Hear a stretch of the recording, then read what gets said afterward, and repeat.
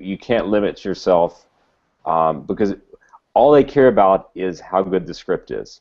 If someone picks up, I guarantee you, no one picks up a script and says so and so by so and so, age 15, age 37. No, the scripts don't say that. It's just whatever's on the page. If it's on the page, they're gonna do it. And I understand that, you know, the difficult part is this is and why it's sort of skewed toward younger people is, you know, 23-year-olds come out here, they spend every night going to bars and clubs and parties and hanging out with Hollywood people. And if you're, you know, not in Hollywood, it sort of seems like, oh, that's an uphill battle because I'm not there every night in somebody's face meeting them. But you know what? If you write a good script, it will get to the right people. It'll win those contests, and you know, people will find it. Yeah, this is a town where people read, share, and talk. There's a wonderful, David, I don't know if you know, are you familiar with Catherine Hardwicke? Yes. So Catherine started out, she was a great sculptor. She was a production designer. She got into the movie business as a production designer.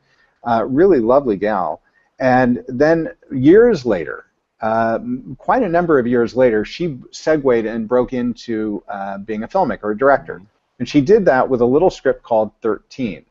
And 13 was, actually, I believe it's correct to say that she collaborated on the story. I don't know about the writing, but the story was really quite based on true story of her niece.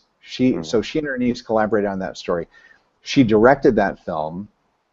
And what was beautiful about that was it didn't matter that she never directed, it didn't matter that she'd never written, it mattered that the story was so unique and authentic and true and compelling to people. And now Catherine went on, and I won't list her credits because I can't remember them all, but certainly it leads up to and through Twilight. Sure. Pretty impressive. So I think that your background, where you're from, your age, I agree with everything that you're saying. I think if the story lights people up, that's the brass ring.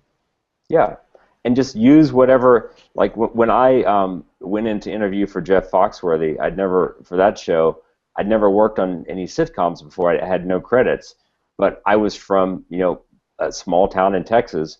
So I just, before my interview, I flew down to Texas and I talked to my mom and I said, Mom, tell me some things about being, because she was from a really small town. Tell me some great stories. And she told me some great stories about what they used to do on the farm.